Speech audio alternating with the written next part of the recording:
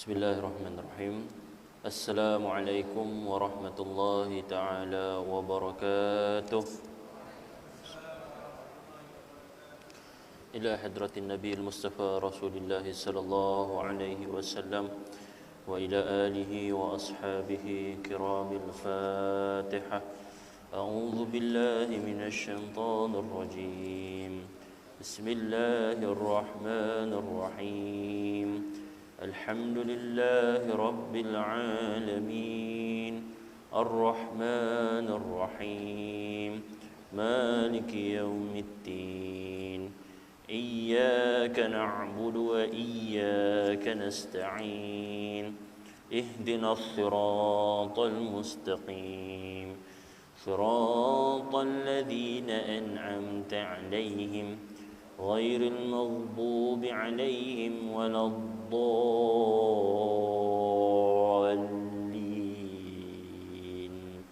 Amin.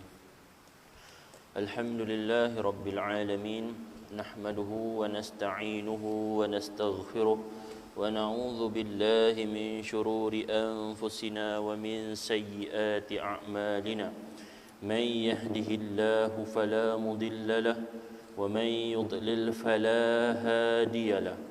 Ashhadu wa nashhadu an la ilaha illallah wahdahu la sharika lahu wa ashhadu anna Muhammadan abduhu wa rasuluh. Allahumma salli wa sallim ala sayyidina Muhammad wa ala alihi wa ashabihi ajma'in. Qalu subhanaka la ilma lana illa ma 'allamtana innaka antal alimul hakim. Wa qala rabbi shrah li sadri wa yassir li amri wahlul 'uqdatam min lisani yafqahu qawli amma ba'd. Alhamdulillah, pertama-tama dan selama-lamanya marilah kita sama-sama merafakkan setinggi-tinggi kesyukuran kita kepada Allah Subhanahu wa taala, kerana hanya dengan limpah kurnia dan inayah Allah Subhanahu wa taala sahajalah pada hari ini kita dapat sama-sama duduk di dalam rumah Allah yang penuh dengan kemuliaan selepas selesai menunaikan fardu maghrib secara berjamaah. Kita duduk menunggu masuknya waktu Isyak. Kita akan isi masa yang terluang ini dengan perkongsian ilmu. Mudah-mudahan Allah Subhanahu wa taala menjadikan duduknya kita pada saat dan waktu ketika ini sebagai satu asbab untuk kita mendapat maghfirah Allah Subhanahu wa taala dan mendapat syafaat Nabi sallallahu alaihi wasallam di hari akhirat kelak. Amin ya rabbal alamin. Yang berusaha pengurusi serta jawatan kuasa Masjid Taman Seri Keluang yang dimuliakan Tuan Imam, Tuan Bilal, Tuan-tuan haji, puan-puan hajah, para ustaz, para ustazah, guru-guru, tuan-tuan, puan-puan, saudara dan saudari yang dirahmati Allah Subhanahu wa taala sekalian. Alhamdulillah, hari ini 20 Oktober 2020 bersamaan dengan malam ke 4 Rabiul Awal 1442 Hijrah. Maklumlah tak nampak mulut bergerak kan. Jadi faham-fahamlah. Kita dah masuk dalam bulan Rabiul Awal. Yang dikatakan oleh para ulama Rabiul Anwar. Bulan Rabi' yang penuh dengan cahaya. Kenapa dinamakan sebegitu? Sebab bercahayanya atas kelahiran Nabi sallallahu alaihi wasallam.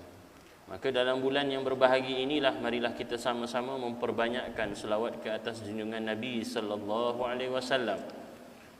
Memperbanyakkan selawat, mempraktikkan sunnah, mengadakan majlis-majlis pengenalan tentang Maulid Nabi, bercerita tentang keagungan Nabi, balik rumah baca kitab Syama'il Muhammadiyah At-Tirmizi, kenal Nabi macam mana, perilaku Nabi macam mana. Bulan yang berbunyinya kadang-kadang orang tanya, ustaz, duk sibuk Rabiul Awal je nak sambut. Apakah Nabi ni kena sambut Rabiul Awal je ke? Apa Nabi ni tak kena selawat bulan lain ke?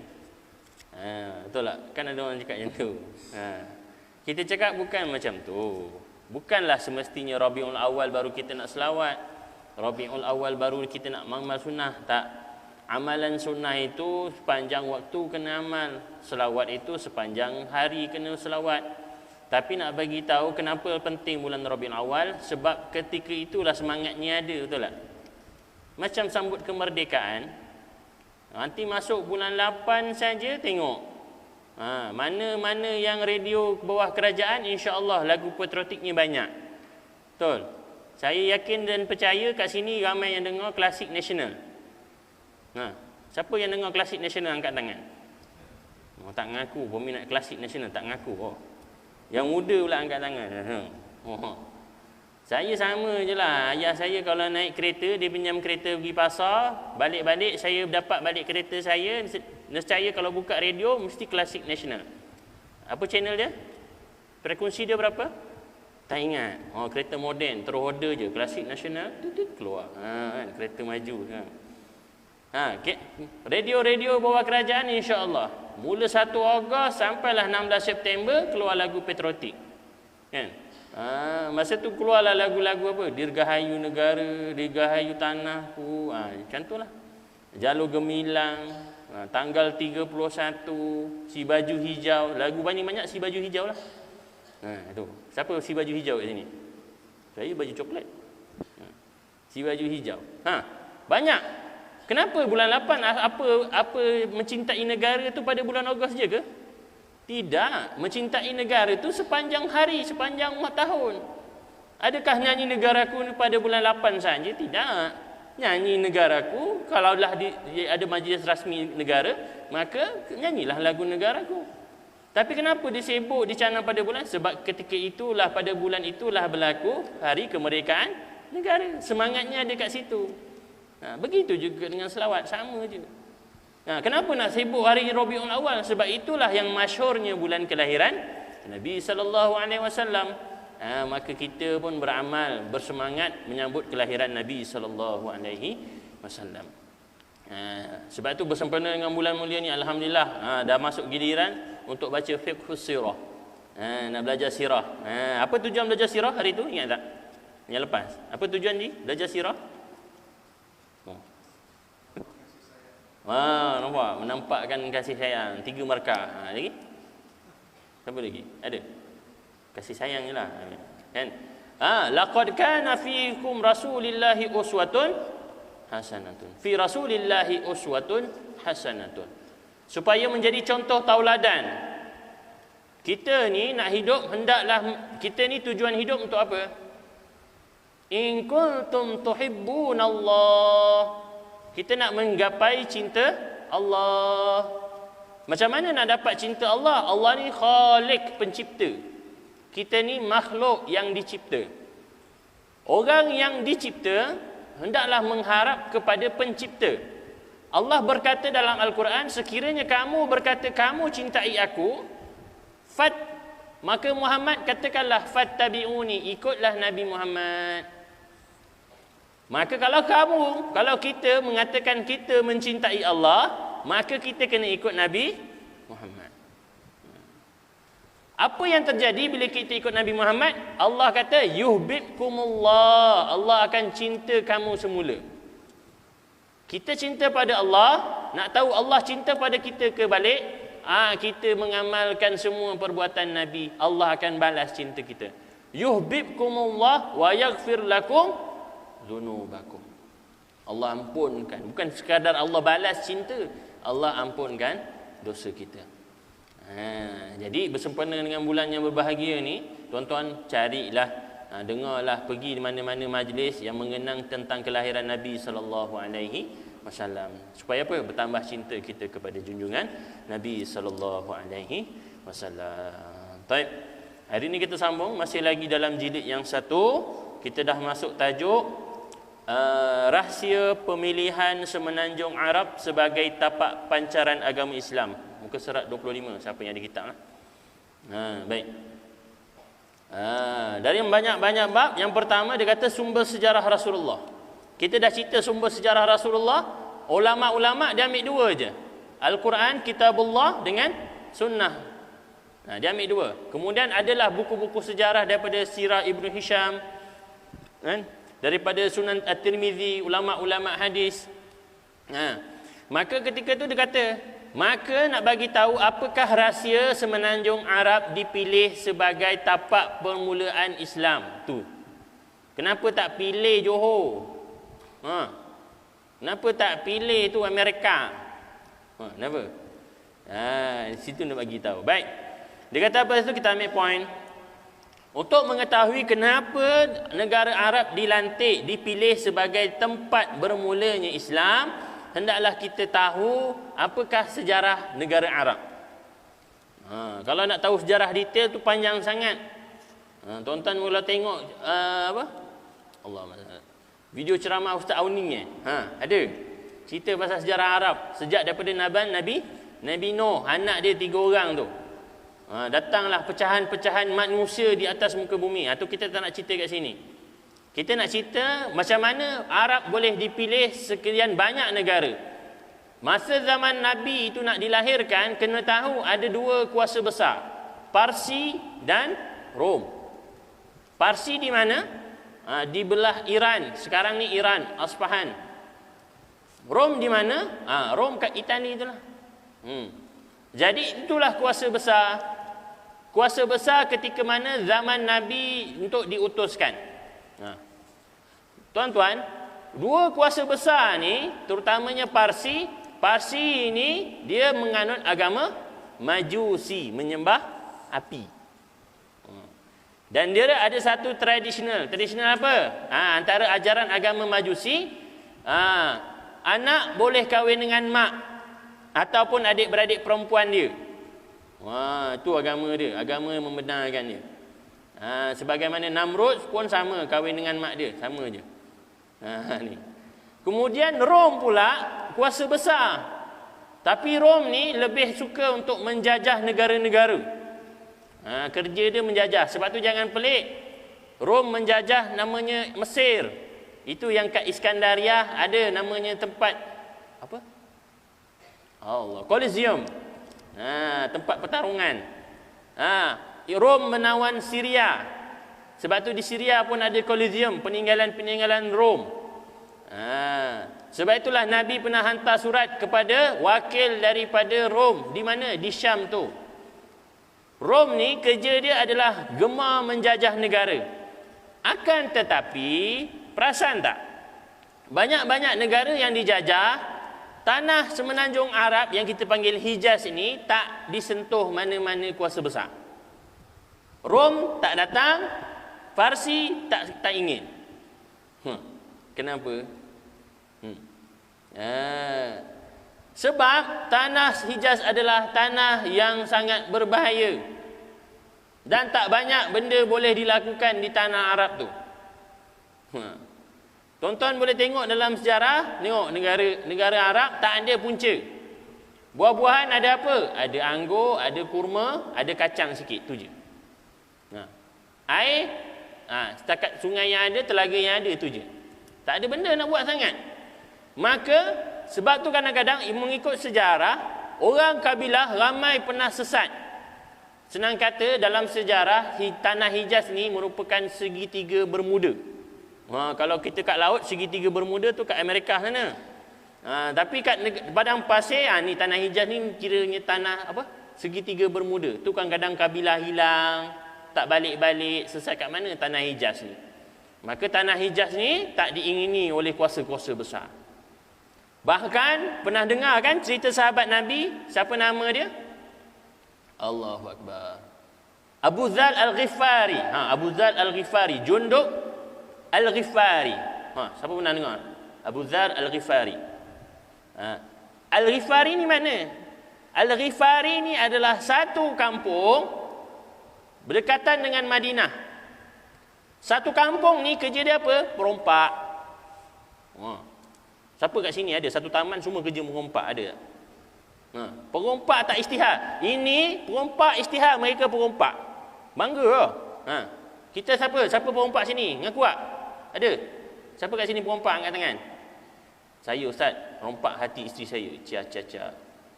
Tu jangan. Tak ada orang mengaku perompak. Nak bagi tahu zaman dulu negara Arab ni, Masya Allah, tengok, ada satu kampung perompak dan mengaku perompak. Tak ada masalah pun. Kaum Al-Ghifar, perkampungan Ghifar. Maka dia kata apa? Kat situ, orang yang berniaga, orang Mekah kalau berniaga mesti lalu kampung tu tengok nasib. Selamat, selamatlah. Tak selamat, memang kena rompaklah dengan geng-geng Ghifar ni. Tu. Masa zaman dia masuk Islam, ketika mana tengah viral di Mekah, orang kecoh kat Mekah ada orang ngaku Nabi. Abu Dhar ni pergi mana?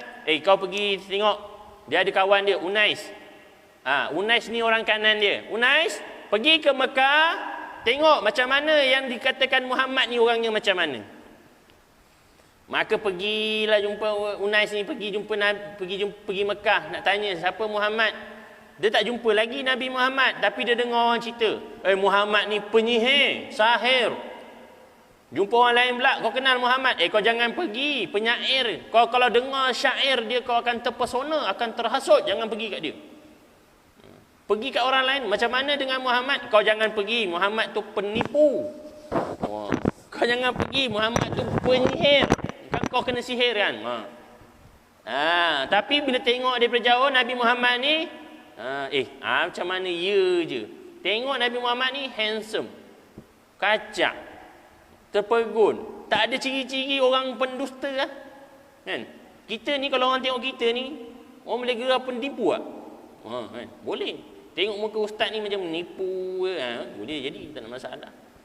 Tapi bila balik Unais pun balik, cakap dengan Abu Dhar, wahai Abu Dhar, sesungguhnya orang Mekah hampir semua mengatakan Muhammad ni sahir, penyihir, kazib, penipu, dengan syair, orang yang kuat menyair. Tapi bagi aku, muka dia handsome, perwatakannya baik, lemah lembut, aku rasa yang cakap tu semuanya penipu. Maka Abu Dhar bila dengar macam tu, dia sendiri pergi tapi tak bawa apa-apa, jalan kaki. Pergi seorang-seorang, duduk kat bumi Mekah, tengok. Dia tak tanya orang, tak cakap dengan orang, tak ada benda. Dia tengok je kat semua kat Mekah tu. Dia tengok. Kemudian dah tak bawa bekal apa, dia minum air zam-zam je. Selama berapa? Selama 2 minggu. Tak makan, minum air zam-zam. Ni tuan-tuan boleh baca. Abu Dhar sendiri dia kata, walaupun tak minum air zam-zam, tapi perutnya tak kembung, tak gastrik. Tak gastrik. Tuan-tuan siapa yang ada gastrik, pergi cek air zam-zam. Tapi jangan dah gastrik melampau nak minum. Minum sekarang lah. Minum masa sihat lah. Tunggu, dia tengok je orang. Dia tak cakap apa, dia tak tanya apa, dia tengok je orang. Dalam masa 2 minggu, tunggu tak ada makanan, dia minum air je. Sampailah hari yang keberapa, lepas 2 minggu tu, maka tiba-tiba datanglah, lalulah Nabi Muhammad dengan Saidina Abu Bakar. Abu Dhar ni dia tengok je, aku tahu ni mesti Muhammad, nampak? Terselahlah daripada wajah Nabi tu tanda-tanda kenabian. Tak payah tunggu, muka orang soleh. Kita kalau lalu, agak-agak orang tahu tak kita ni soleh ke tak? Cuba try lalu. Tengok muka gangster semacam, merompak, entah baik. Tu lah. Tapi tak, Nabi orang, dia lalu je orang, Abu Dhar dah tahu, entah orang ni lah yang Muhammad. Sebab muka cantik, handsome, lemah lembut, baik. Maka dia pun terus tanya, adakah kamu Muhammad? Ya, kamu siapa? Dia terus, aku bersaksi, tengok, dengan muka je, aku bersaksi, tiada Tuhan melainkan Allah, dan engkau sememangnya pesuruh Allah. Maka dia pun berjumpa dengan Nabi Muhammad. Nabi Muhammad ajar dah masuk Islam semua, dah ajar sembahyang. Dia kata apa? Wahai Abu Dhar, sekarang kau senyap-senyap. Jangan kecoh, jangan bagi tahu kau dah masuk Islam. Nanti kena pukul. Balik pergi kaum kau, ajar mereka solat, nanti kita jumpa kemudian. Abu Dhar ni degil juga. Nama pun gangster, something, rompak. Dia keluar je kota Mekah, dia terus istihar. Weh orang Mekah, aku nak masuk Islam. Kena koyok kau. Gerebok. Sekali datang Saidina Abbas. Ketika itu Saidina Abbas belum masuk Islam, pakcik Nabi. Saidina Abbas pun tahan. Jangan pukul orang ni, jangan pukul orang ni. Yang pukul pula Abu Jahal. Hai, apa hal lepas kau tahan aku? Biar aku pukul mamat ni, kau ajar ikut Muhammad pula. Tiba-tiba tak siapa-siapa, tiba-tiba Islam macam ni. Geram aku. Lepas tu dia tahan. Kita tanya dulu kau siapa? Kau ni daripada mana? Aku daripada perkampungan Rifar. Kau dengar. Kenapa? Kau dengar tak dia cakap dia dari mana? Rifar. Tahan ni ketuanya tak? Memang ketua pun. Kau nak pukul dia, kau tahu tak? Nanti kau nak niaga, kau lalu tahu kampung dia. Tengok dia dah muka kau, padan muka, tak jadi pukul. Nakut punya. Balik Sayyidina Abu Zar Al-Ghifari balik. Ajar Islam tengok. Ni. Nanti kita sambung kemudian, nanti ingat balik. Baik, nak bagi tahu negara Arab ni masya-Allah tabarakallah tak ada benda. Tak ada apa-apa. Kuasa besar pun tak berebut. Kan? Kita ni tak besar tapi dah berebut tak? Berebut apa? Pulau kecil je. Pulau Batu Putih. Berebut tak? Betul. Pulau kecil tu pun kita punya negara berebut. Betul tak? Ni negara Arab, Semenanjung Arab ni, dua kuasa besar ni tak ingin pun. Nak kata apa? Level negara Arab ketika tu sangat rendah. Geografi tak membantu. Masyarakat pula akhlaknya tak begitu baik. Allah utuskan Islam lahir daripada itu. Kawasan yang geografinya tak begitu baik, akhlak masyarakat orangnya tak begitu cantik. Islam lahir daripada itu. Kenapa Islam tak lahir daripada Rom? Kan agak-agak tak mewah, betul tak? Orangnya bertamadun. Kenapa tak lahir daripada Parsi? Orangnya cantik-cantik. Allah nak bagi tahu tunjuk, Allah keluarkan Islam daripada benda yang kita sangka tak ada function. Daripada kawasan yang orang rasa tak ada potensi untuk membangun, dengan masyarakatnya yang betul-betul macam orang-orang gasar, orang-orang yang kasar, Islam keluar daripada situ. Okey. Tu. Sebab tu nanti tuan-tuan tengok dalam sejarah, tengok. Orang Arab ni, masya-Allah, jahiliah dia bukannya jahiliah ni apa? Jahiliah. Jahil apa jahil? Tak bertamadun. Tak bertamadun. Jahil murakkab. Imam Syafi'i? Ustaz Syafi'i, jahil apa jahil? Bodoh. Bahasa kasar kita bodoh lah kan. Bodoh lah kau ni, jahil lah. Kita ni janganlah ustaz, jangan panggil bodoh, panggillah jahil. Jahil tu bodoh sama je. Kadang-kadang orang ni nak bermelayukan je kan. Kita sebut haram makan babi. Ustaz, babi perlahan sikit ustaz. Pakailah khinzir. Apa masalah khinzir pun babi. Dia nak guna bahasa Melayu. Ustaz, janganlah panggil babi, panggillah khinzir. Kan? Dia nak so istilahnya taklah dia sangat. Kan? Kamu ni jahil lah. Nampak lembut sikit ustaz, panggil saya jahil. Jangan panggil saya bodoh, panggil saya jahil. Nampak macam lembut. Macam tu lah. Nak bagi tahu apa ni? Daripada masyarakat jahiliah. Orang masyarakat jahiliah, dahlah dia punya geografi tanah tak membantu. Orang Arab pula orang Arab jahiliah. Diorang ni bukannya jahil tak pandai apa bukan. Yang maksudkan dengan jahiliah tak pandai bodoh ni, bodoh apa? Bodoh pada akidah dan akhlak. Bukan yang dimasukkan bodoh dia tak tahu meniaga, tak tahu menunggang kuda, tak Tuan-tuan, kan Allah dah bagi tahu dalam Quran, li'ila fi Quraisy ila fihim rihlatash syita'i was-sayf.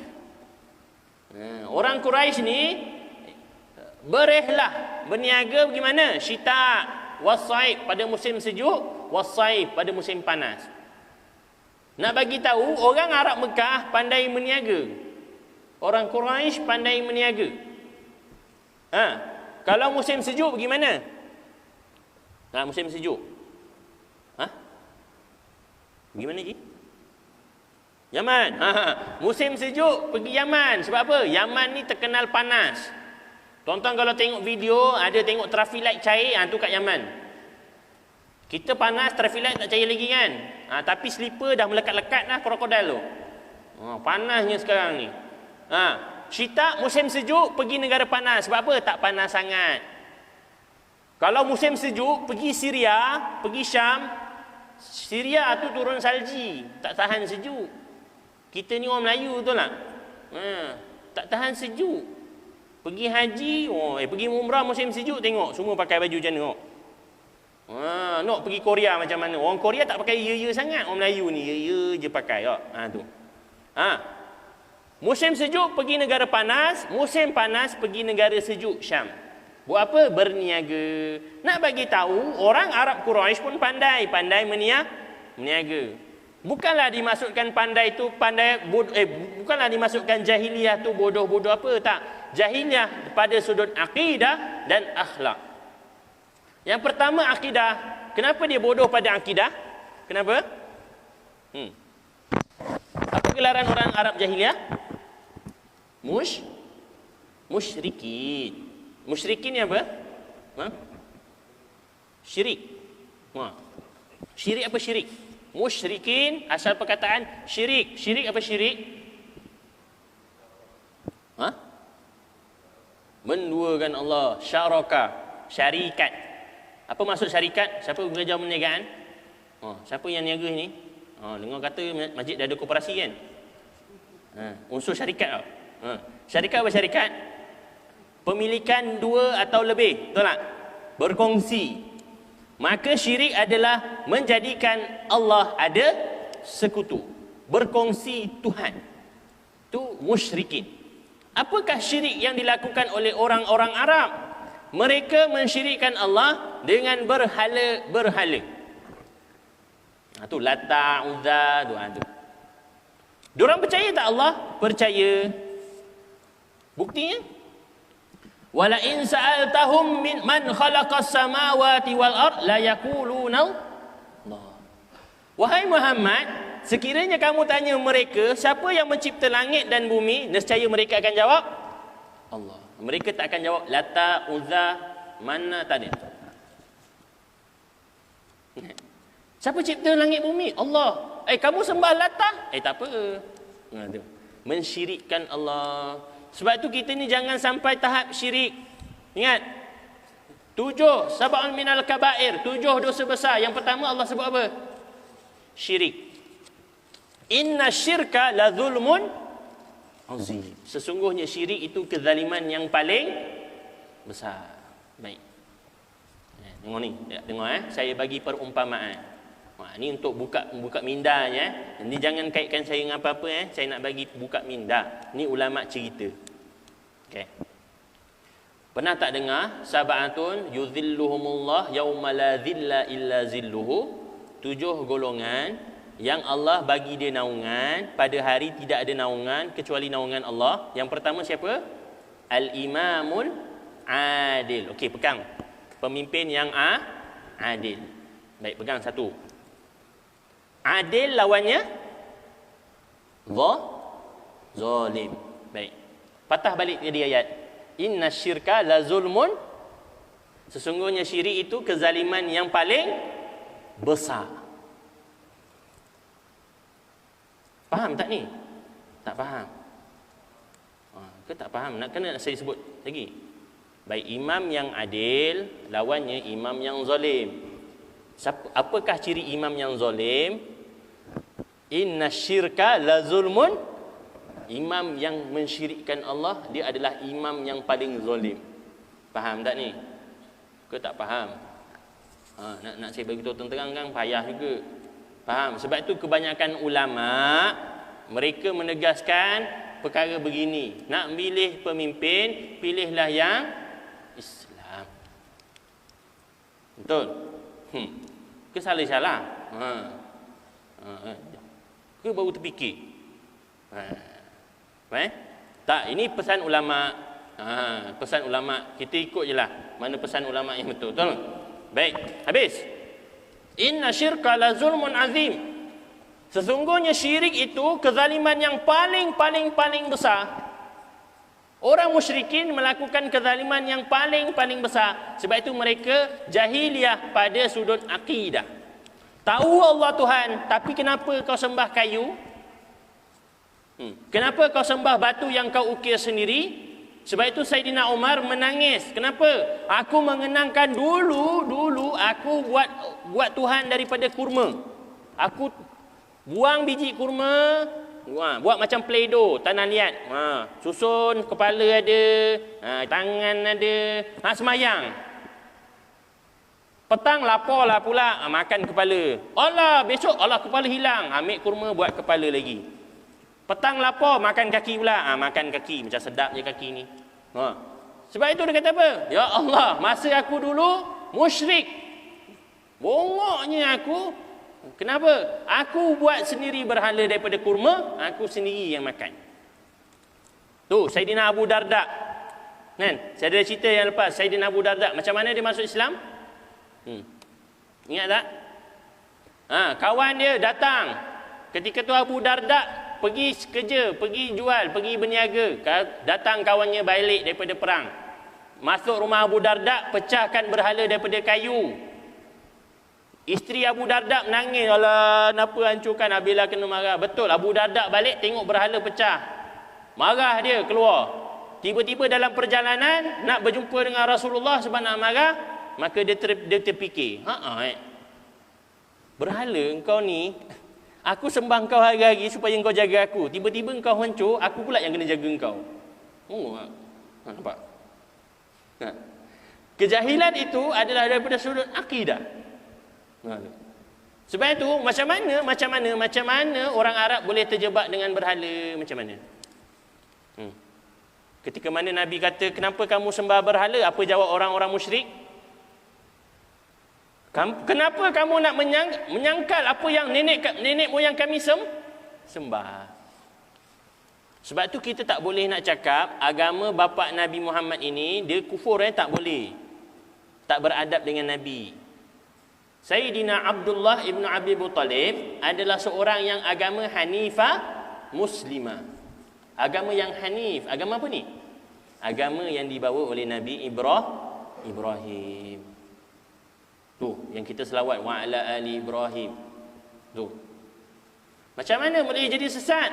Ketika mana? Ingat sampai Nabi Ismail di tanah Arab dah tak ada nabi lagi. Tinggal orang-orang alim sahaja. Maka apa yang terjadi? Orang-orang alim ni bila mengajar meninggal, orang membuatkan satu patung memperingati mereka. Letak kat tepi Kaabah.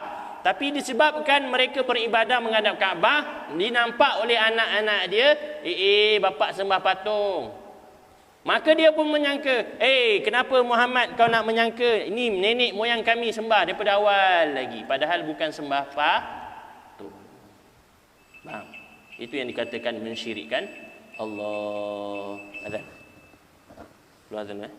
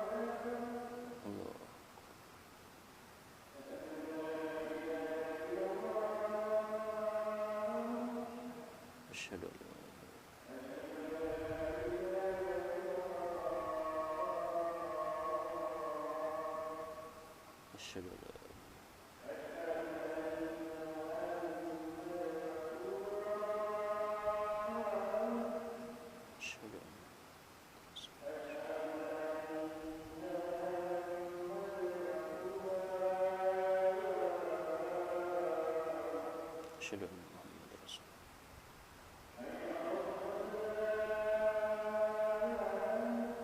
La haula.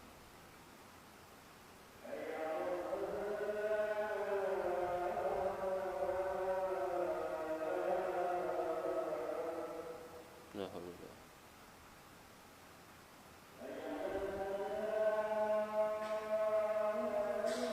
La haula.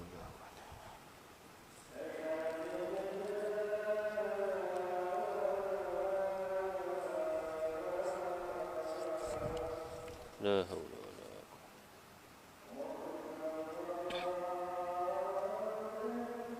Allah.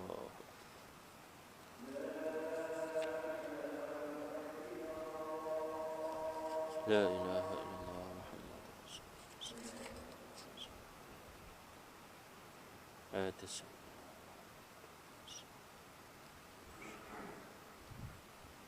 Fasyarbat.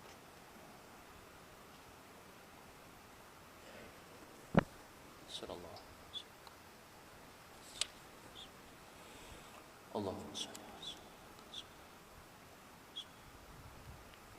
Baik.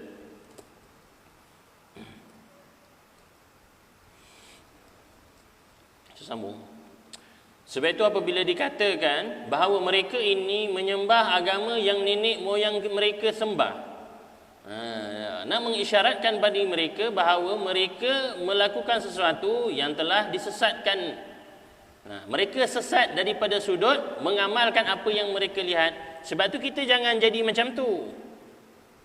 Tengok orang lain buat, kita buat. Tengok, buat, ikut. Tapi tak tanya kenapa, betul tak? Pernah pergi ni Ustaz Alimi Jaafar itu buat pengurusan jenazah tu. Ada cerita tak pasal pengurusan jenazah? Kenapa kena letak ni duit siling kat mata? Orang dulu letak kan? Kenapa? Pernah tanya tak? Tanya. Ustaz Alimi tu banyak cerita, seronok kalau duduk dengan dia. Kan? Datang-datang tengok, kenapa awak letak gunting kat perut dia ni? Tak tahu, arwah bapak saya, atuk saya meninggal, dia letak gunting atas arwah atuk. Memanglah dulu arwah ayah awak letak gunting yang besar. Tu gunting krak tu. Yang timbang 1 kilo lebih tu. Tu. Awak ni letak gunting tadika anak, plastik. Apa masalah Ustaz? Kan gunting. Orang dulu letak kenapa? Berat supaya perut tak kembung. Awak letak gunting plastik jadi apa? Kembung kembung tak ada apa. Sebab tu tanya kenapa dia letak. Bukan khurafat bukan khurafat. Ada orang taruh Yasin. Pernah tengok? Dia taruh Yasin.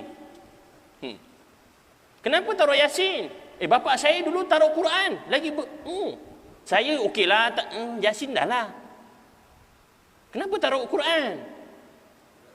Bukan nak ambil berkat ke apa Nak beratkan. Quran ni taklah berat sangat. Dia berat tapi tak berat sangat. Kita ni jangan menyiksa mayat. Tujuan dia taruh Quran. Mungkin ketika itu yang ada hanyalah Quran. Dia letak. Tiba-tiba kita, Quran tak pandai sangat, Yasin je lah. Bukan tujuan taruh Yasin tu nak ambil berkat ke apa. Tidak. Nak jadi pemberat taruh Quran. Datang Ustaz Alimi cerita. Kenapa? Ustaz minta duit siling. Nak buat apa? Nak taruh kat mata. Kenapa? Dulu saya tengok orang taruh duit siling kat mata lah. Ni saya nak taruh pula kat bapak saya. Terkedip Ustaz. Orang dulu taruh ni kenapa? Taruh ni. Mata terbuka. Kita ni asal mata terbuka je tanah kubur tu lah. Ni makan anak yatim. Tu yang mata terbeliak tu. Bukan. Sahabat Nabi ada mata meninggal mata terbuka dan Nabi merintah untuk tutup. Sebab tu sunat, antara perkara sunat meninggal kalau terbuka kena tutupkan. Selalu kan kalau tutup dia terus tutup ke? Tak, dia kan buka, buka lagi. Jangan takut. Alamak, hidup balik. Bukan. Kita ni sikit-sikit tanah kubur tak? Sebab tu boleh cerita tanah kubur ada. Asal mayat busuk sikit je, makan harta haram. Sudah, habis. Okay.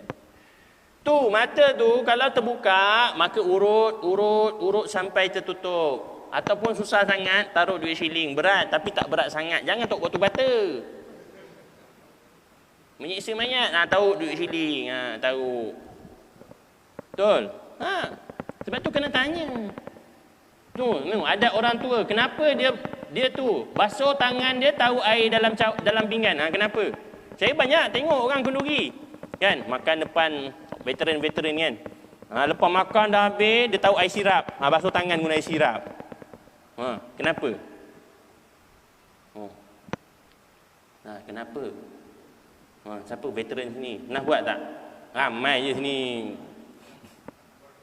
Ambil berkat. Tiba-tiba tiram air sirap, tak minum pun air tu, dia tahu tisu dia.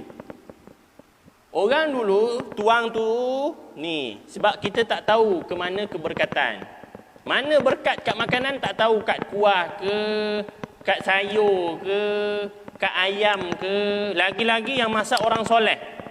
Tu Imam Syafi'i tu, ingat tak cerita dia? Dia makan, dia cuik makanan kan. Ni masa Imam Ahmad datang. Dia datang rumah Imam Ahmad, anak je nak tengok.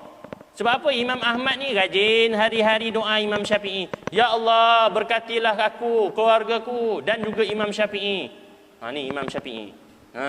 Ya Allah, ampunkanlah aku, berkatilah aku, keluargaku dan juga Imam Syafi'i. Anak dia kat belakang asyik-asyik Imam Syafi'i. Apa special Imam Syafi'i ni? Habis semayang tanya, ayah, sorry maaf lah ayah, kalau tanya sikit boleh? Tanyalah, apa special sangat Imam Syafi'i ni, Tok Guru Ayah ni? Tok Guru Ayah ni banyak, tapi special doa Imam Syafi'i. Apa best sangat Imam Syafi'i ni ayah? Janganlah macam tu, Tok Guru Ayah tu, janganlah cakap macam tu. Tak adalah, pelik. Kalau kau nak tahu betapa specialnya, hebatnya Imam Syafi'i ni, nanti kalau dia datang, ayah jemput jadi tetamu kita. Maka hari yang ditunggu-tunggu datanglah Imam Syafi'i ke rumah Imam Ahmad. Maka Imam Syafi'i ni dijamu dengan masakan Imam Ahmad. Imam Ahmad masak sendiri, anak pun masak, hidang. Bila sampai-sampai kan hidang makan dulu kan? Ke mandi dulu? Makan dulu. Orang Melayu pun sama je. Makan dulu, makan. Orang ulama ni dia makan sikit. Anak Imam Ahmad ni pun tengok ayah dia makan sikit, ambil yang dekat-dekat je. Makan pun sikit je. Imam Syafi'i tak makan. Ni, tu makan, sayur dia ambil, dalca dia ambil, ayam golek ambil, kambing golek ambil, ikan goreng ambil, tu anggur dia ambil, pelam dia ambil. Semua ambil ni. Hai, apa ni? Ayah aku ni baru betul ulama, makan sikit-sikit. Ini makan banyak ni. Dalam hatilah ni dialog saya buat balik. Jangan kata dia cakap, saya buat balik. Apa makan macam ni? Suara perempuan lah Maka, tengok. Lepas makan macam biasalah kan, suruh rehat dalam bilik. Imam Ahmad pun dah siapkan bilik untuk tuan guru dia. Anak dia pun bawa bekas ada air untuk berwuduk. Maka rehat, tidurlah malam. Biasa lepas tu bangun pagi tahajud. Imam Ahmad dia kejutkan ahli keluarga dia bangun tahajud, ramai-ramai sama-sama. Ni ulama, nak keluarga bahagia, keluarga ulama. Ni malam-malam kejut isteri tahajud. Kejut macam mana? Simbah air. Bangun, telah datanglah 2 malaikat kepada kamu, gitu. Kejut. Macam mana? Renjis air. Renjis macam mana? Nampak? Renjis macam mana bang? Gini Jangan gini sangat ni. Renjis pelan-pelan. Tu. Jangan disimbah, ambil toler simbah, renjis. Jangan. Kejut baik-baik, ajak semayang sama-sama. Tu adab. Tu baru romantik suami isteri. Isteri kalau nak kejut suami jangan kejut ni terkejut besar-besar Bangun bang. Kenapa? Tak ada apa-apa. Jangan sakit jantung orang tu. Kejut pelan-pelan, lembut, picit ibu jari dia. Jangan picit masa dia ada cagu, jangan. Jerit dia. Baik. Kejut, anak dia pun bangun. Lalu bilik Imam Syafi'i yang tengah rehat tu nak tengoklah juga. Tengoklah terbaring, tak bangun pun. Tak apalah, mungkin sekejap lagi bangun. Bangun, semayang, sampai waktu subuh. Imam Ahmad pergi bilik Imam Syafi'i, ketuk, minta maaf tuan guru, dah masuk subuh. Bangun semayang 2 rakaat. Lepas tu terus jadi imam. Anak dia pun, tu bangun, tak ambil wuduk pun. Jadi imam pula tu. Alamak, ini sudah kes besar. Itu tambahan saya lah tu. Maka besok pagi sarapan, anak dia tanya, ayah, ni gosip lah ni kan. Ayah, kan kita gosip macam tu. Tengah bual rancak-rancak, tiba-tiba suara slow. Tahulah tengah ngumpat tu. Ayah, tahu tak? Dia nak tahu orang ngumpat senang je. Tengah-tengah rio, tiba-tiba slow je suara. Ngumpat lah tu. Maka dia kata, ya ke Imam Syafi'i ni? Semalam kita tengok, ya biasalah bahasa anak-anak kan. Kita tengok ya, makan banyak ya. Ayah makan sikit je. Betul lah ulama makan sikit. Dia makan banyak ya. Semua pula tu dia ambil semua, bukannya ambil sikit-sikit. Ya ke? Lapar lah tu agaknya. Tak. Mana orang lapar macam tu? Tu. Ngumpat. Kemudian yang kedua yang kedua. Malam tadi ya. Malam tadi kan ayah bangun tahajud kan? Tidur ya. Imam Syafi'i tidur. Oh, ayah semayang. Betul lah ulama semayang malam. Kata ulama tak semayang malam apa ni ya? Janganlah cakap macam tu. Ni ya. Lepas tu bangun tak ambil wuduk ya. Macam mana kau tahu? Air tak kurang pun. Nampak? Jangan ngumpat belakang. Ni contoh. Baik. Imam Ahmad pun kata jangan macam tu. Kalau nak tahu jawapan nanti ayah tanyakan sendiri dengan tok guru. Sebab tu jangan biarkan benda tergantung nak kepastian tanya. Isteri kalau ada sangsi dengan suami tanya. Jangan biarkan syakwa sangka. Isteri kalau balik-balik je bau apa? Esyanta, bau minyak wangi perempuan. Suami pakai esyanta, masuk akal ke? Tahu esyanta yang suami ni? Tahu? Imam tahu esyanta? Imam pakai esyanta? Tahu? Tak tahu? Esyanta ni minyak wangi perempuan. Laki jaranglah pakai. Laki dashing. Tak dashing apa?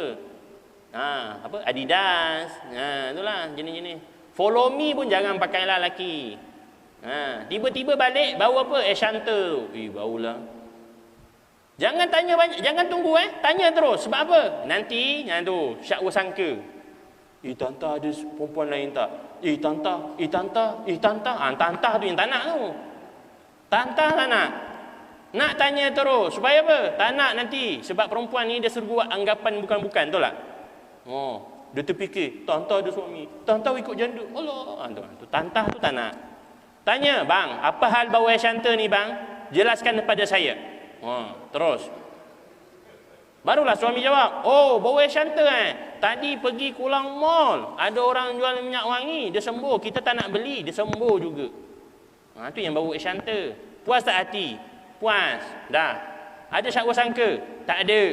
Ada merajuk tak malam-malam? Ni tak, diam. Dah lah diam, tak bagi tahu, diam, tak nak masak, dah kita pening pula kepala. Asal awak diam, tak ada apa-apa. Cakaplah, tak ada apa-apa. Bila tak layan, awak memang tak prihatin ni. Itu yang malas. Baik, tanya terus.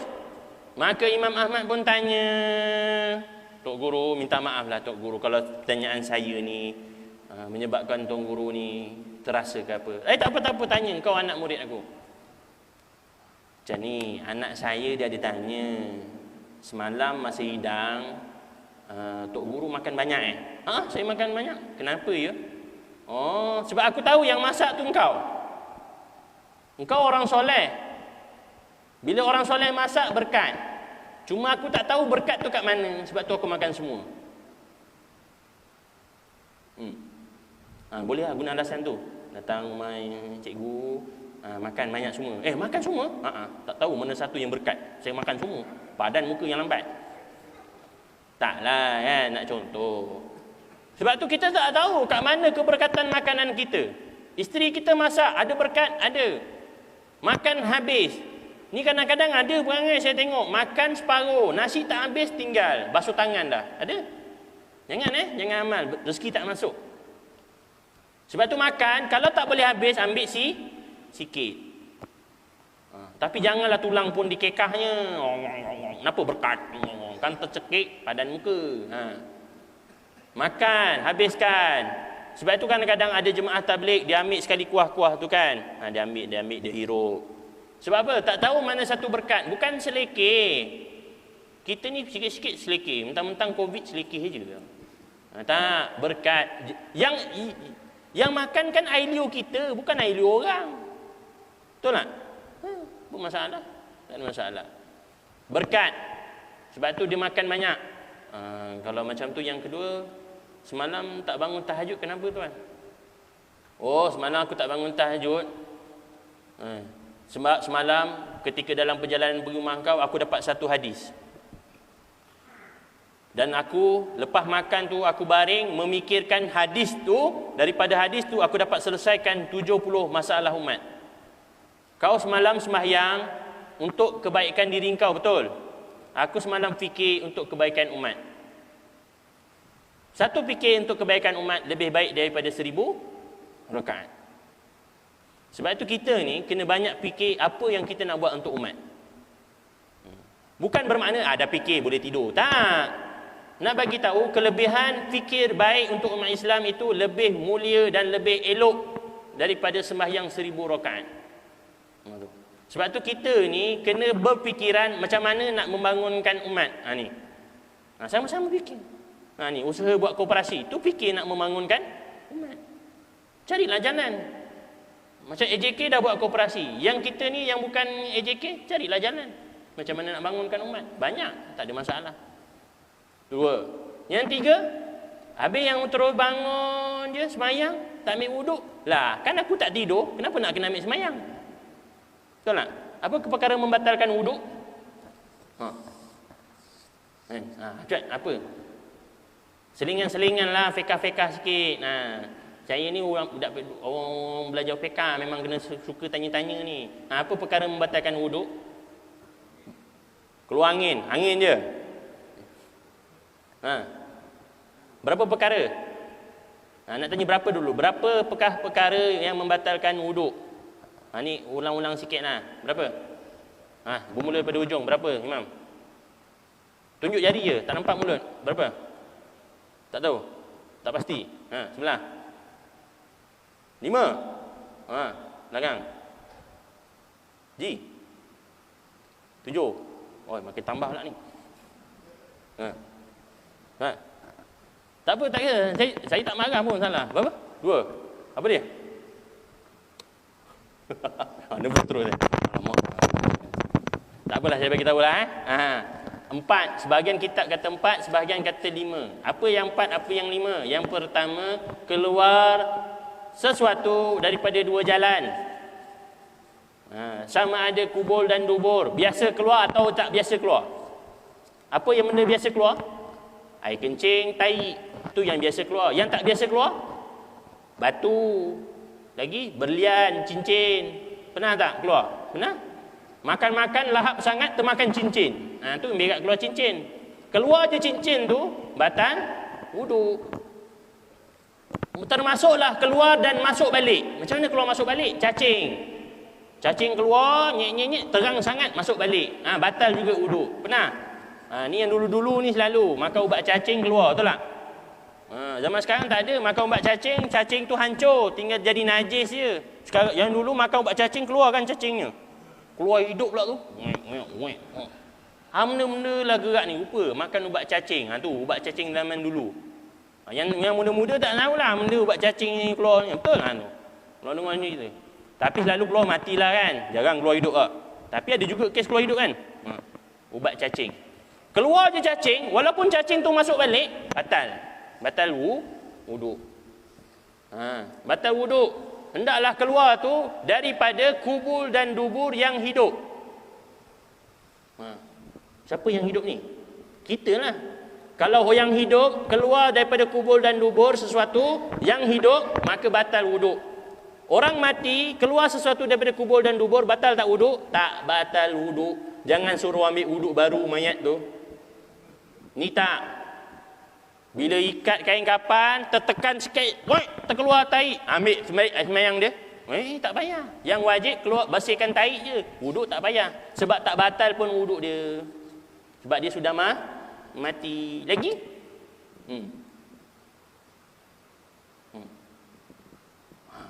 Cerita fiqh habis ni. Tak baca sirah kita. Tu yang pertama lah, yang pertama. Keluar sesuatu daripada 2 jalan. Kecuali mani kali pertama. Kau tengok dalam kitab mani kali pertama. Macam mana mani kali pertama? Yang umur 15 tu. Apa maksud? Batal wuduk, keluar sesuatu dari kubul dan dubur, semua yang keluar batal kecuali mani kali pertama. Kalau mani kali kedua batal wuduk. Macam mana tu? Apa yang dimaksudkan dengan mani kali pertama? Pertama kali balik. Tak boleh. Macam mana tu? Siapa tahu? Ni kena buka kitab fiqh. Sebab tu best buka Sabilal Muhtadin. Baca.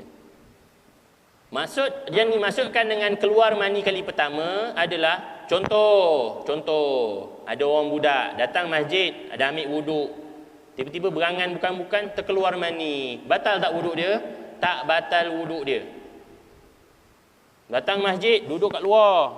Dengar berangan apa terkeluar mani. Keluarnya mani itu tak membatalkan wuduk dia.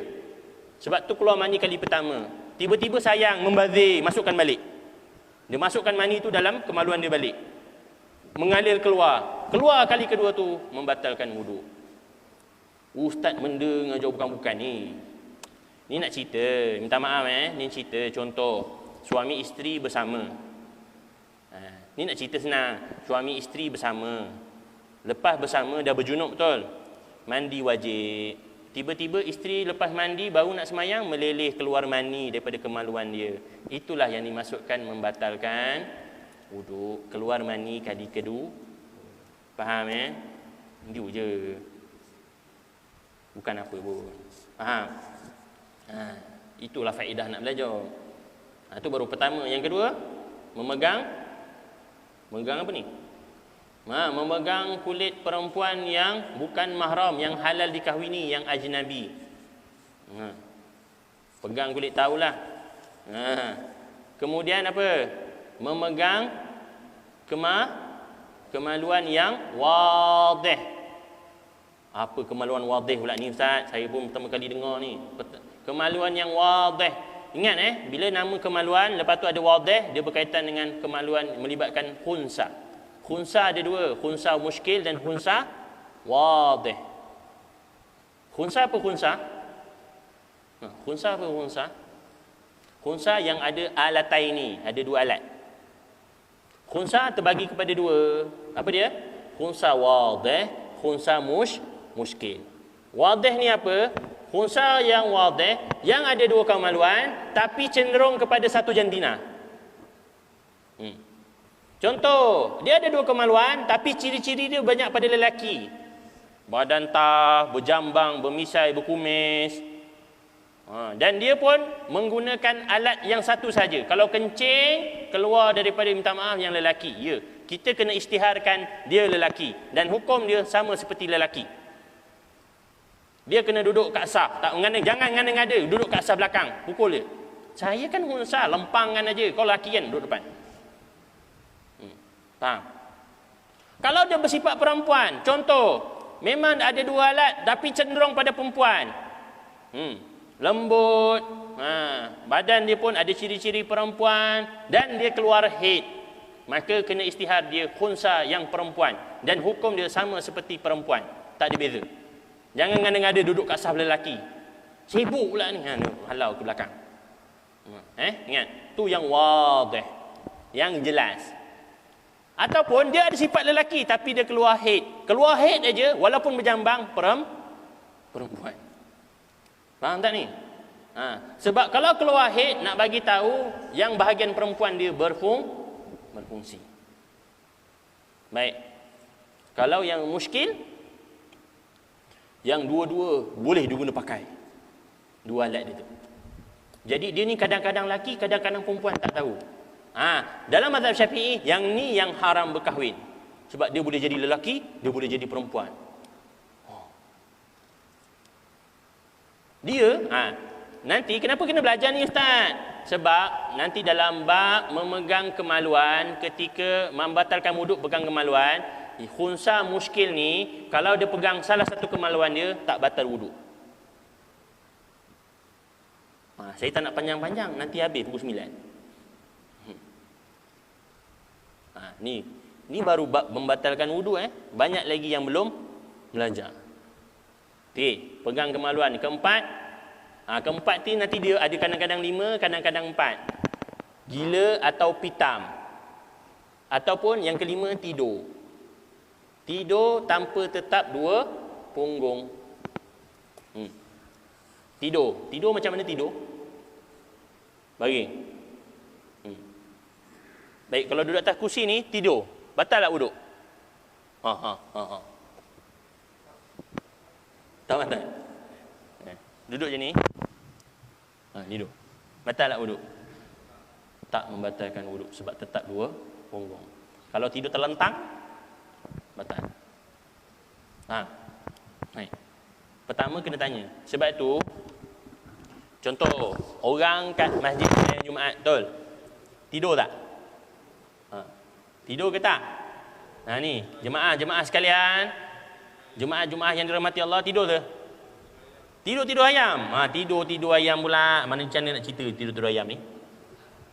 Baik. Dia duduk bersila, betul? Kemudian dia baik. Tu tidur ke tak? Tiba-tiba Allahu Akbar, asyhadu an la ilaha illallah, dia pun bangun. Allahu Akbar. Tadi kan kita belajar perkara membatalkan wuduk apa? Tidur. Baik, tu batal wuduk tak? Kenapa tak batal? Jumaat. Kita ni kan ramai semayang yang tidur masa Jumaat. Nak tidur kena ada tahu hukum. Sebab tu jangan marah-marah. Kalau nak tidur masa Jumaat, kena belajar ni. Kalau tak belajar, jangan tidur. Boleh? Tak berani ustaz, tak payah belajar lah. Baik, yang duduk macam tu, pertama kena tahu tidur tu apa. Baik, orang semayang, tengah semayang subuh, Imam Syafi'i pula baca surah panjang. Semayang hari Jumaat, subuh, orang sajadah. Biasa tertidur tak? Semayang gini. Ada yang terlanggar di depan ni. Tak gerak-gerak. Baik. Batal ke tak solatnya? Batal. Orang semayang subuh, Allahu Akbar, tatajafa junubun.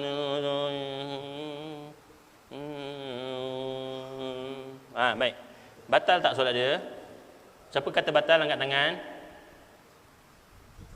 Tak ada. Siapa kata tak batal, angkat tangan? Tak ada. Nak kata apa ni?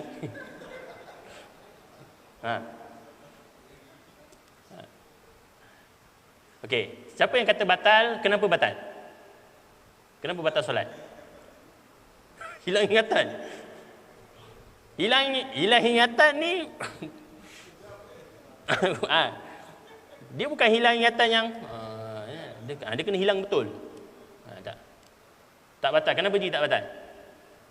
Sebab dia belum tidur. Tidur tu apa? Sebab tu kena tahu tidur tu apa. Kalau sekadar gini, okey. Kalau sekadar dalam kitab fiqh, kalau sekadar gini, tapi dengar imam baca, itu bukan tidur. Itu an-nu'as, ngantuk yang sangat ngantuk. Tapi dengar, tapi tak faham apa yang dia kata, betul tak?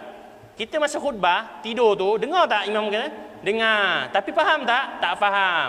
Dengar tapi tak faham, itu an-nu'as, ngantuk.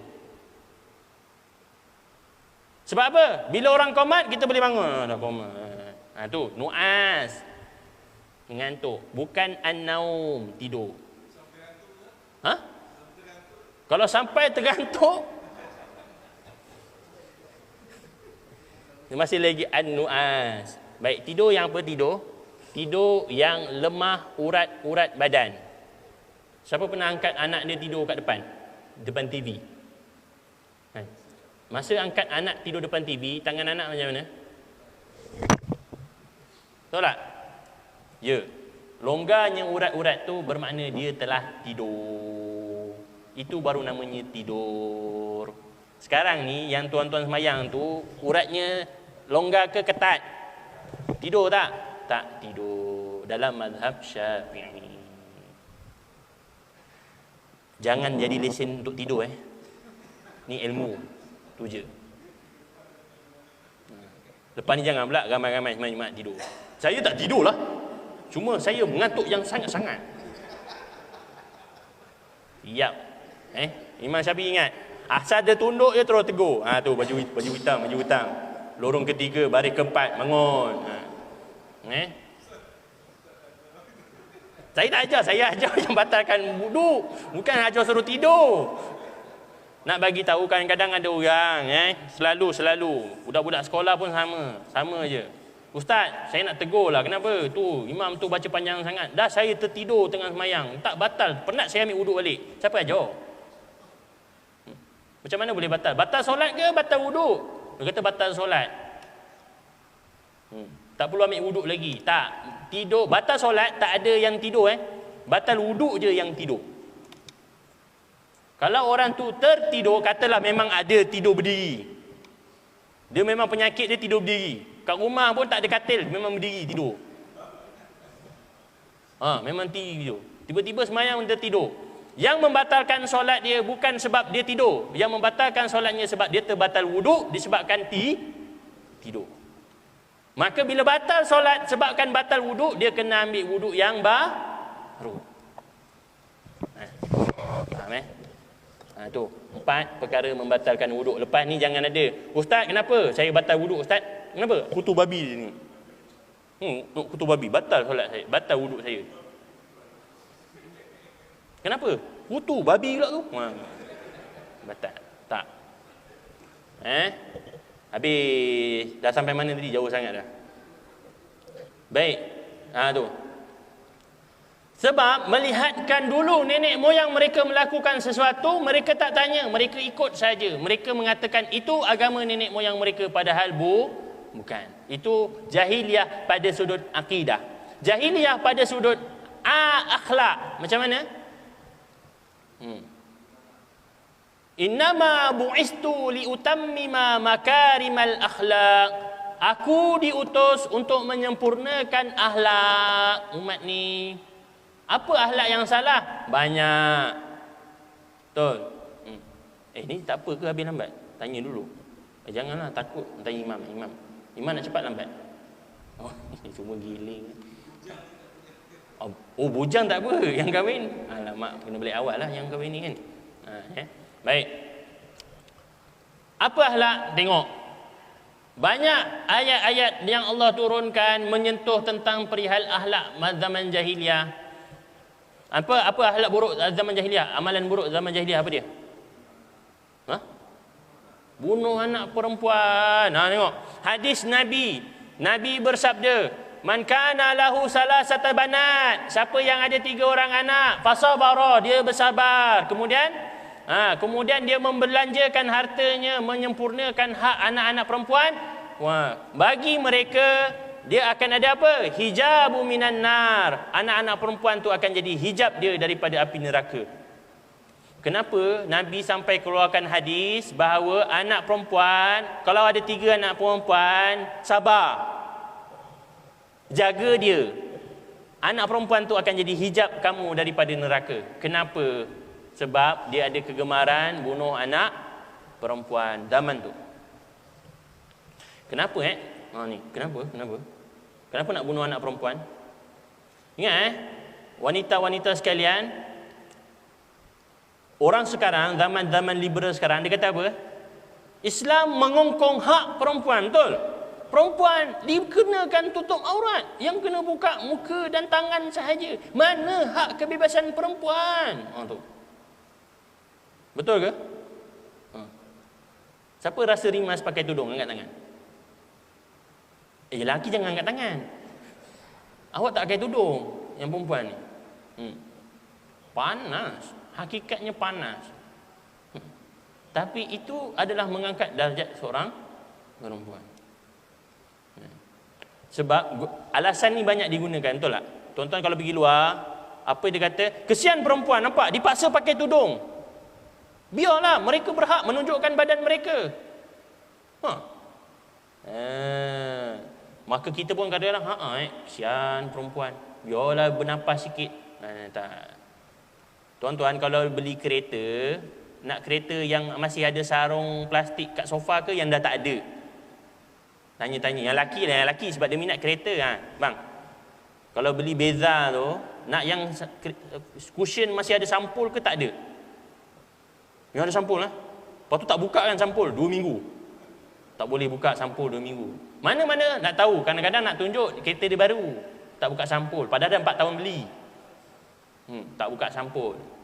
Perempuan kalau beli Tupperware yang tayangan display ke yang dalam kotak, sanggup minta tukar pek yang dalam kotak ada. Yang dalam kotak. Kan sama display. Tak nak lah, ni orang dah pegang, nak yang dalam kotak. Padahal sama. Betul tak? barang kemas nak beli, apa? Habib Jewel. Habib Jewel tu nak yang dalam kotak ke yang dalam plastik? Habib Jewel tu. Tahu Habib Jewel, sajalah Habib Jewel ni. Alah, macam saya tak pernah beli, memang tak pernah beli pun. Tu apa? Ahcan. Ahcan. Wahcan. Nampak? Wahcan betul kan? Wahcan lah Ustaz. Pokong. Pokong. Tahu ni. Ini memang kaki-kaki pokong Wahcan. Nak beli emas yang ada kotak ke yang tak ada kotak yang special? Cuba suami bagi cincin. Bagi cincin yang bagi gitu dengan bagi kotak. Mana yang lagi bersurprise? Yang kotak lah. Walaupun dah tahu isi dia cincin, tapi buat terkejut juga, betul tak? Malunya. Alah. Cuba tak bagi kotak. Ini tak special lah abang ni. Macam mana kan? Itulah istimewanya perempuan. Special. Kena jaga betul-betul. Barang rare. Berbungkus. Nampak? Tengok zaman jahiliah macam mana perempuan dilakukan. Kata Sayyidatina Aisyah, perempuan ni tak ada. Tengok, yang pertama, sama ada dia orang bangsawan, dia akan dirisik, dipinang dan dinikahi sebagaimana Siti Khadijah. Tu golongan pertama yang diperlakukan baik. Golongan yang kedua, perempuan ni akan dibawa ke mana-mana saja oleh lelaki. Lantaklah nak jadi apa? Dua. Yang ketiga, dikahwini, kemudian suaminya hantar isterinya ke lelaki yang dia kehendaki supaya mengandung dan nanti bila dah hamil kembali kepada suami dia. Tu. Keempat, perempuan ni akan dibawa oleh mana-mana lelaki, ramai-ramai akan bersama dengan dia, kemudian akan dibuat undi anak tu jadi milik siapa. Tu zaman perempuan diperlakukan. Nak ke macam tu? Orang yang jahiliah pun tahu bila berlaku macam tu, dia pun tak suka. Sebab tu dia bunuh anak perempuan. Nampak? Datang Islam menghapuskan semua perkara itu. Allah kata apa? Wahai Nabi, perintahlah isteri kamu dan isteri-isteri orang mukmin supaya memakai hijab. Tutup mana? Sampailah ke dada pun tutup sekali. Tutup. Sebab apa? Orang zaman jahiliah dulu perempuan kena mana? Buka. Kenapa tutup? Buka. Nak tengok? Sanggup? Tak sanggup. Maka datanglah Islam tengok. Allah siap bagi jaminan lagi, Nabi siap bagi jaminan lagi. Tuan-tuan, siapa yang sini ramai anak perempuan? Cikgu ramai anak perempuan? Satu. Ada anak perempuan? Satu. Dua. Tak ramai ni. Imam? Belum. 4. Kau nampak? Bangga. 4. Siapa sini Jawa? Ustaz. Ustaz Jawa. Anak berapa Ustaz? Ustaz, berapa tak nampak tak? Anak berapa Ustaz? 4. Perempuan? 2. Fair lah 2. Tu. Siapa yang ada anak perempuan satu ni senang tak jaga?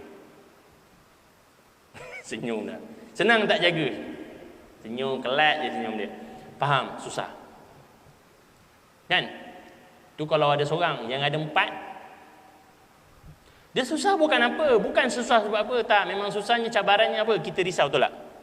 Aku nak hantar jauh-jauh, apa nanti macam mana? Dengan siapa dia kawan? Cukup tak? Nanti pencuri masuk. Kan? Itulah susahnya. Kita jaga lembu pun tak risau macam jaga anak, betul tak? Macam tu.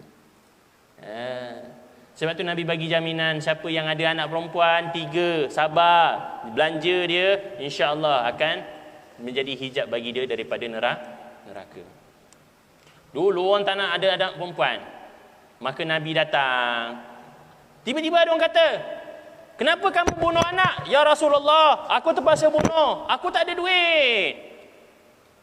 Apa Allah kata? "Wa nahnu narzuquhum wa iyyakum." Wahai orang-orang beriman, ketahuilah anak tu yang bagi rezeki aku, iaitu Allah, dan kamu pun aku yang bagi rezeki. Sebab tu orang dulu kata rezeki anak. Dengar, anak yang keberapa? 18. Tiba-tiba, umur 48 tahun. Bang, ngandung lagi, bang, sangkut lagi. Wih, anak ke-19. Apa orang tua kata? Orang dulu kata, Alhamdulillah rezeki. Betul tak? Tengok orang dulu, anak berapa? 17. Main belas-belas je, tak main kita 4, 2 tu tak main dia. Dia main belas-belas. Adik-beradik mak saya 14. Tak main-main punya. Tanah bukannya 2-3 ekar, seekar kangkang kera je. Ya? Yelah. Kahwin muda. Jangan kahwin bini muda Kahwin masa muda tak apa. Bini muda tak mau Baik. Anak ramai ada di Risau. Kerja apa? Kerja tanam sayur je. Kerja ngail ikan je. Tapi dia percaya bahawa yang bagi rezeki siapa? Anak. Allah yang bagi rezeki. Aku menumpang rezeki anak. Aku pun Allah bagi rezeki. Apa masalah? Sampai kat kita, kadang-kadang ustaz pun tak percaya. Ustaz, dah stop dah? Cukuplah. Ekonomi sekarang ni kan tak membantu. Jangan. Ustaz lagi tak percaya janji Allah. Macam mana? Kan? Sebab tu isteri, jangan tutup kilang biar anak ramai lagi. Boleh? Iklan. Jangan tutup awal kilang. Kesian. Kita ni kena membantu ekonomi negara. Baik. Tu. Perempuan diangkat darjat. Perempuan paling senang masuk syurga kata Nabi. Datang golongan perempuan. Ni persatuan ibu-ibu datang jumpa Rasulullah. Ya Rasulullah, kami pun nak pergi perang juga. Asyik isteri suami je kan dapat pergi perang, pahala besar. Kami pun nak perang juga. Apa kata Rasulullah? Balik. Nak kena buat apa ni? Nak dapat pahala sama macam suami pergi jihad, nak kena buat apa ni? Balik. Kalau kamu beriman dengan Allah dan Rasul, kan? Solat, taat kepada suami, jaga maruah iaitu jaga furush, jaga faraj, jaga maruah, maka falakil jannah. Bagi kamu itu syurga. 4 perkara. Taat Allah dan Rasul, solat, taat pada suami, menjaga maruah, ni syurga. Maka masuklah ikut pintu-pintu mana yang kamu hendaki. Senang tak? Senang tak? Senang cakap, susah buat. Ketika mana Nabi diisrakan, Nabi tengok dalam neraka ramai perempuan. Apa kata ulama? Kenapa boleh ramai perempuan? Ada sebab Nabi bagi tahu. Macam mana boleh? Kenapa ramai perempuan? Ini bukan nak backup suami Jangan marah saya Ini bukan nak backup suami, tak, ini ilmu. Isteri mengata pada suami, bila suami buat salah, dia kata apa? Tak pernah satu pun kebaikan kau buat pada aku. Kata-kata itu menyebabkan perempuan, isteri-isteri ramai ke dalam neraka. Jangan hindarkan. Kalau sekali suami buat salah terus, abang ni memang tak pernah nak buat baik dengan saya lah. Hati-hati. Jangan ada keluar perkataan macam tu. Sakit hati tak suami dengar macam tu? Kita bagi nafkah, tiba-tiba dia kata macam tu, macam tak pernah buat baik. Sakit hati tak? Suami, ni. Sebab tu isteri sayang suami, jangan sayang-sayang sangat Suami sayang isteri, jangan sayang sangat. Isteri sayang suami, jangan sayang-sayang sangat. Kadang-kadang meninggal suami, dia punya meratap, nangis. Allah, kita pun tengok segan lah. Abang aku dah pergi, saya takkan buat apa-apa lagi bang, lantak. Macam mana ustaz saya nak hidup ustaz? Suami saya dah tak ada. 4 tahun kemudian hidup lagi.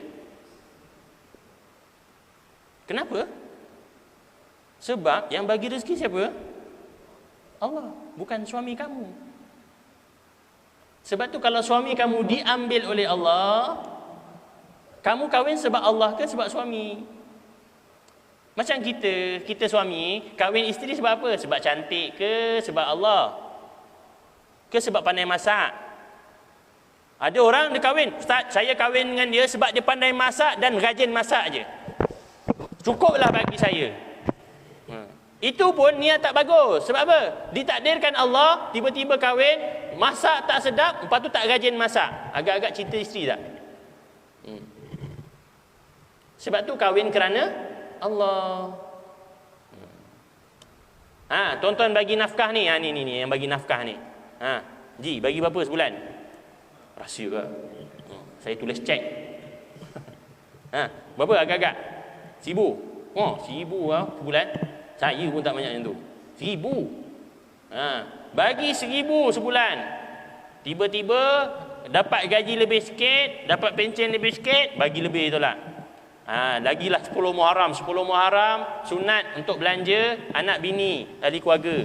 Belanja 10 Muharram. Tunggu 10 Muharram minta belanja. Dapat belanja ambillah duit belanja. Dah belanja, tiba-tiba kita bagi 1,000, masaknya apa? Telur kicap. Tiba-tiba bagi belanja lebih 2,000. Harap dapat makan lah kan, gulai puyuh ke, ayam goreng rempah ke, telur masin masak lemak ke kan. Tiba-tiba sama juga, telur kicap. Tiba-tiba kicap tak ada, garam. Baik. Ketika tu terdetik tak dalam hati? Bagi lebih pun macam ni, baik tak ya bagi. Baik. Itu menunjukkan kita tak ikhlas bagi nafkah kat dia. Tu baru masuk ikhlas. Ada tak macam tu? Bagi belanja lebih pun ni je. Hati-hati. Awak bagi nafkah sebab apa? Sebab nak balaskan ke sebab Allah suruh?